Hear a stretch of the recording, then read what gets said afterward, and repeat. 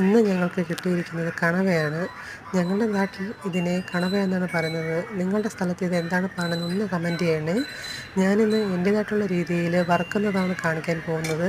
ഇങ്ങനെയൊന്ന് നമുക്ക് നോക്കാം. ആദ്യമായി കുടംപുളി ഇട്ട് കുറച്ച് ഉപ്പും ഇട്ട് കുക്കറിൽ വേവിച്ചെടുക്കണം. അത് ഒരു പാനിൽ വെച്ച് വെള്ളം ഒന്ന് വറ്റുന്നത് വരെ ഒന്ന് മൂപ്പിച്ചെടുക്കണം. അതിന് മുന്നേ ഇഞ്ചിയും വെളുത്തുള്ളിയും കുറച്ച് മുളക് പൊടിയും മഞ്ഞൾപ്പൊടിയും കൂടെ തേങ്ങയായിട്ട് ഒന്ന് ക്രഷ് ചെയ്തെടുക്കണം. ക്രഷ് ചെയ്ത് ഒഴിക്കണം. അരഞ്ഞു പോകരുത്. നമുക്കൊന്നത് തേങ്ങ ചവച്ച് കഴിക്കാൻ പാകത്തിന് ഒന്ന് ക്രഷ് ചെയ്തെടുക്കണം. എന്നിട്ട് അതിൽ ഈ വെള്ളം വറ്റിയ കണവയിലേക്ക് നമ്മൾ ഈ തേങ്ങ ഇതെല്ലാം കൂടെ ഇട്ട് എണ്ണയും ഒഴിച്ച് കറിവേപ്പിലയും ഇട്ട് ഒന്ന് മൂപ്പിച്ചെടുക്കണം. എന്നാൽ കണവ തീരെ അങ്ങ് മൂത്ത് പോകരുത്. Thank you.